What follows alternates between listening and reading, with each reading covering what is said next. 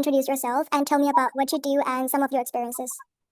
Okay, so I'm Marko Niinimäki, a faculty member of the Chulalongkorn School of Integrated Innovation. I've been here for 3 years. Prior to that, my background is both in software and education. So prior, I worked in Switzerland for an organization called CERN. We built particle accelerators. Then I was an infrastructure manager in a company in Tokyo, but actually it's a language school. Then I was a consultant for a kind of mid-sized company in the Silicon Valley. And then I've done some startups over here in Bangkok. Okay. So since you probably have many responsibilities, how do you usually plan or prioritize your daily task to make sure that you stay on track with your goals? Yeah, I'm actually kind of happy that you ask about these kinds of things because, of course, that's a big problem. And one of the few problems that technology is likewise a help and then not very much help at all. So in this kind of whatever we do, whatever you do, there's always the, let's say, like the longer term plan, like what you need to do, what the company needs to do, and in general how things get done, and that should always be your priority. And in a way, of course, it is. But then, especially in any kind of communication, you always have to be prepared for something unusual to happen. And this unusual can be pleasant or unpleasant, but it often means that, yes, it's going to kind of interrupt with these longer term plans. So in a way, prioritizing is important, kind of checking your calendar every morning to see what are the most important things that have to be finished today or by the end of the week. That's important. But likewise, it's important to have some kind of flexibility because you know that it doesn't always go according to the plan. Okay. So what's one of the biggest challenges you face when managing your time, and how do you usually deal with it? I don't deal with it. So the biggest problem is communication. So since I work over here, it practically means that I kind of see or should interact with more than 100 students every day. And you know it's impossible. And you know likewise that some students insist very much, like not everybody, but some people want to communicate a lot. And often it is not about the substance, unfortunately.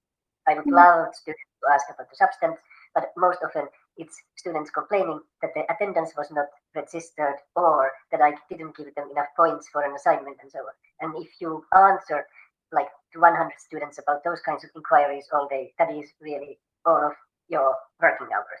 So therefore, this communication is one of the biggest challenges that we have because in a way you should always communicate with your students because that's what we do over here, but not about that kind of really small stuff that is, let's say, the kind of noise of the communication.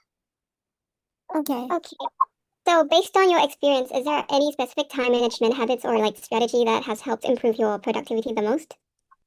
Yeah, in a way, it's something really as simple as a calendar, really, even though it's a bit silly. That's the only thing that you can say that, yeah, that's the thing that you use with every organization. Because with every organization, there's something that is very specific for that type of business or that kind of activity that you do. So when I was with the language school in Tokyo, there were always something almost like chaotic happening that you needed to kind of prioritize. And then you know that working hours are insane in the Japanese office culture. So you always needed to ask your boss which one is more important, that we actually finish this report or that I go to the site and try to fix their network communication. So in a way, that's one way or that's one type of organization that requires different kind of planning. But even over there, if you have the calendar, you will be able to show your boss that yeah, we agreed that I will have to finish this task by the end of the week, and if you send me to Kakegawa, I will not be able to do that. So simply the only standard time management tool that you should use is a calendar. We begin, could you briefly introduce and tell a little bit about what you do and your background? Right. So I'm currently serving as a assistant professor at Chulalongkorn University's School of Integrated Innovation, but also kind of serve as an adjunct professor for executive MBA program at Yonsei University. And on the side note, I kind of incorporated an educational tech company and then got it incubated by Block 71 last year in Singapore. And my educational background is I did my doctorate at the University of Oxford, um, based on the coursework in financial economics. So I teach like venture capital and innovation design and strategy here. Yes. Okay, so great. And since you have many responsibilities in a day, how do you normally organize or prioritize your tasks to make sure that you stay focused on your goals? That's a wonderful question. As you might have noticed, I usually start my day very early. So I usually come to office around 6 instead of 9. And Mm, I do most of the critical kind of work or work that I cannot fit in before 9 so that I can have this flexibility. So I think, yeah, my secret sauce is to start the day early. okay. And so what would you say is one of the biggest challenges you face when managing your time, and how do you usually handle it? Right. So, I mean, throughout my life, I always kind of had this two-person type of life that, I am a professor, but I have always done the businesses outside as an investor or project manager, right? So handling the two really requires the prioritization, so I don't play golf because I don't have time for it, but instead I have spent a set of days to imagine what kind of business I might be able to do. So that's right after college, which turned out to be critically helpful for me to start my own business early, in my early 20s and ever since. Okay, so based on your experience, is there any specific time management habit or like strategy that has helped improve your productivity the most? Right. So again, the priority. So every morning, once I start my day, I target the top three things that I must finish, and other things can wait. So I first kind of start tackling on these like top three items for the day. So I do plan for 5 years max because even if you plan for like 20 years, it doesn't really tend to be that helpful. But 5 years, you can actually plan on it. You can divide it into one, and then you can divide it into 1 year kind of period, and then 365 days. So one kind of quote, that I like to give to students is that if you make a 1% difference every day for growth, right, for 365 days, you will be 40 times more productive. If you multiply 1.01 to the 365 power, right? So that 1% difference really matters because of this cumulative effect. So I try to have that, as a practical, like, do I kind of improve 1% today relative to yesterday? At least kind of that's my way of thinking, in trying to stay afloat with a two-person life, in a sense.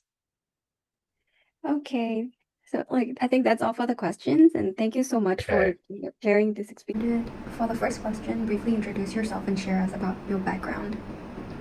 Second, since you have so many responsibilities in a day, how do you normally organize or prioritize your tasks to make sure that you stay focused on your goals? And the third is, what would you say is one of the biggest challenges you face when managing your time, and how do you usually handle it? And the fourth question is, based on your experience, is there a specific time management habit or strategy that has helped improve your productivity the most?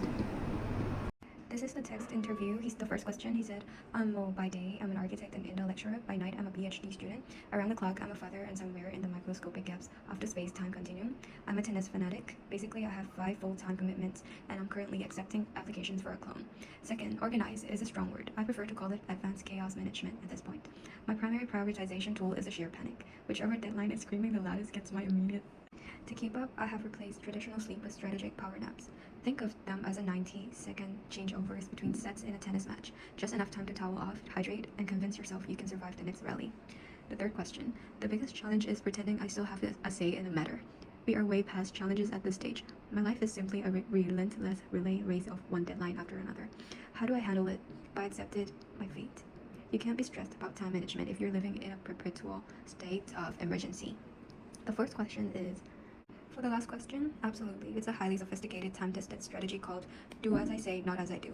In theory, you should absolutely color code your calendar, time block your days, and prioritize your well-being. In practice, I am held together by adrenaline and willpower.